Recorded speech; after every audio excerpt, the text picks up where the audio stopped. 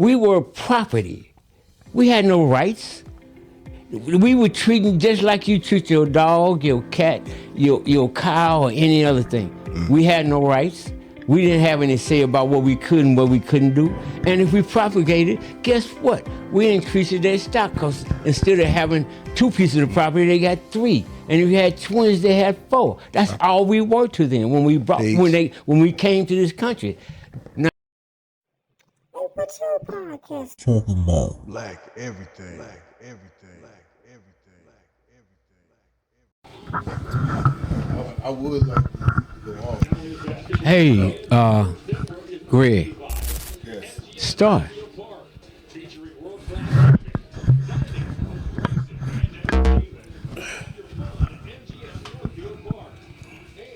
Matter of fact, He good. Damn, man.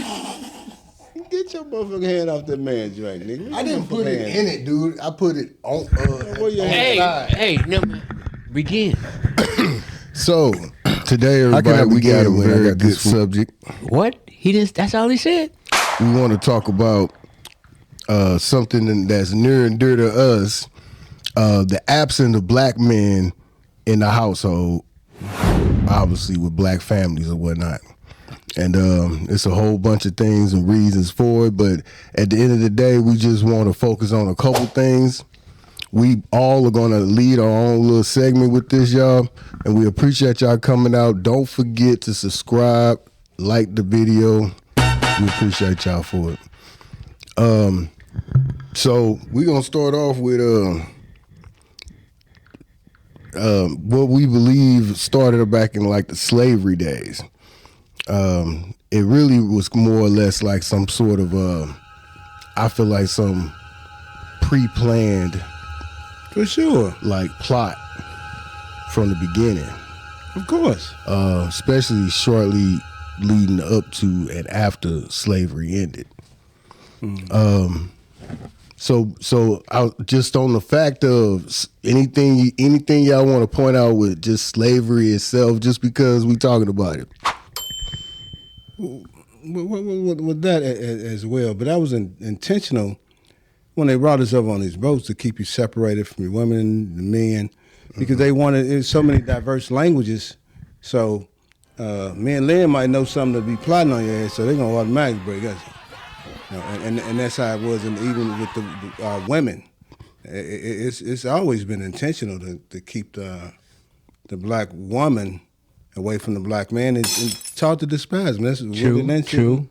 Keep going. for a long time. True that. But True that. I don't want to take over the what we're doing right now, because we want this to.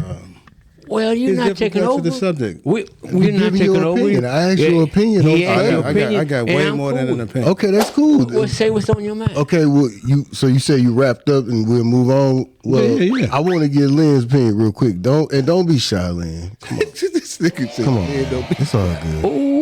Just follow along with me, my good friend. He's a- Oh, you serious? Hey, and that's Hey, another wait a minute, thing. wait, you don't want me to be shy? And then you talk and preview this whole shit about not cutting people off. But you want me, you say, Lynn, don't be shy. Well, let me tell you a couple of things right quick before I can spread this out on your mind, put some fat on your brain if you want to hear what I got to say, mother. Cucker. Yes, sir. Oh, we All right. cuss on here. All So. right, now, to begin with, we were property. We had no rights. We were treated just like you treat your dog, your cat, your cow, or any other thing. We had no rights. We didn't have any say about what we could and what we couldn't do. And if we propagated, guess what? We increased their stock, because instead of having 2 pieces of property, they got 3. And if you had twins, they had 4. That's all we were to them when we came to this country.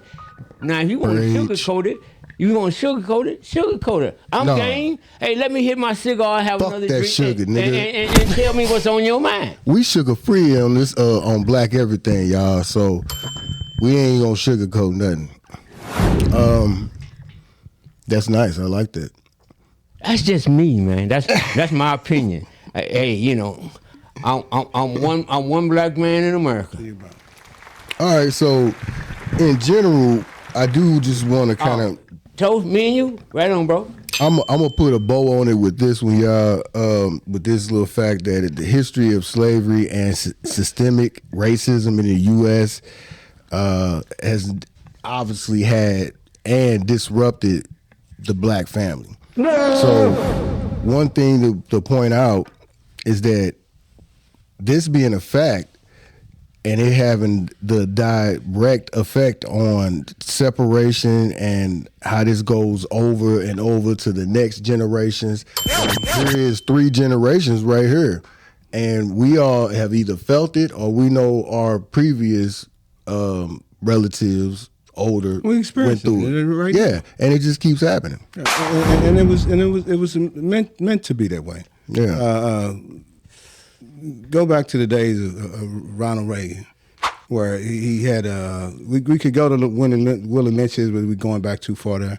That's what people can identify with. Is that they couldn't even. We're gonna give you these food stamps. We got We're a gonna give you time limit. We can't go back with so far. No, we don't. I mean, We have no time keep it limit. relevant. Oh, It's relevant. So you want to start with Reagan, right? right. Okay, I'm cool. Right. You know, I'm So slow when to they- the when point. they- Start with developed- Reagan. When they developed for the food stamp system, the welfare system, all of that, it was guided to keep it separated. You know, black women, we're gonna give you this free rent. Wait, or this $2 rent. Just one thing. Okay, the welfare system was not designed for us. That ain't the point. It was designed for them. But let me finish my point. Okay, go ahead. Let me understand. So what? I mean, it was more of them that needed it. Well, but it was I kind of get where Lynn coming from because I did say everybody's Let me gonna go get their ahead. segment, and you are stepping on what I said. No, he ain't stepping on that. I want him to get his point out. It was meant to be. It got improved through legislation in different ways. But remember, we had food stamp barons and all kind of shit. Well, now the black woman, you had our kids say, I just want to have a baby. I want to have all the things my mom had: food stamps, Section 8, the free rent, all of this. And they know they didn't need it. They didn't need no black man for that. It was tons of. Just to wrap up this disenfranchised. this particular segment of this story of it. There has been economic disadvantages, y'all, and that's been very clear across the board. And this is like not well-paying jobs, systematic inequalities, and they all contribute to the challenges of us forming any long-term benefits. Whether you talking about generational wealth or whether you talking about teaching our kids and sending our kids off to better futures, it's just impossible. Go ahead. So look, I don't agree with that either. Let me wrap up this. We'll not wrap it up. We're gonna start a new part though, y'all, to talk about the social and economic impact. So, Okay. I'm gonna speak on this one thing, and then I'm gonna pass a different subject to you, Lynn.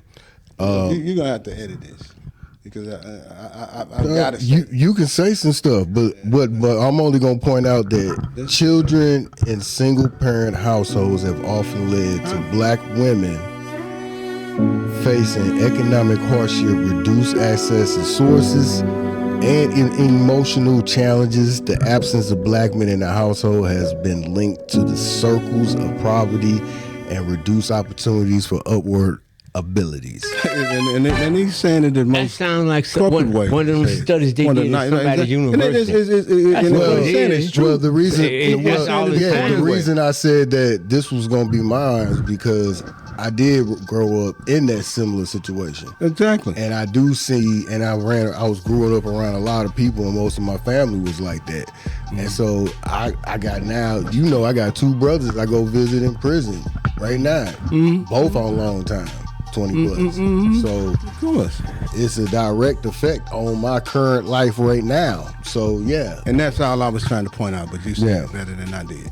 But what I want Lynn to talk about is the history of the welfare policies. Just to real quick to give you something to jump off of. Programs like that aid to families with dependent children, AFDC, were initially designed to assist poor families, but certain rules unintentionally discouraged two-parent households. That was the foundation of it. They did that. But to begin with, I want to preface this that you understand these policies and rules and regulations or programs or plans came out for one thing. They did not come out for the black people. These people started this program and stuff for the poor white. It was fortunate, maybe unfortunate, but we found that our income levels were all the same. So we got in. Now, certain areas, certain towns, certain states, the man of the house or the father of the children couldn't stay in there. He had to stay down the street some motherfucking way because he couldn't be caught, or his shoes or any male material could be found in the house. Yeah. You know, they had all kind of archaic rules about that shit. But you know, this is a time, like all of the time, it's a time in America. Hey, America has done that. They have treated us this certain way. And to me, the only thing I can say to the public or to the people that listen, what's new? What's new? Open Two Podcast. Talking about Black everything. Black everything. Black everything.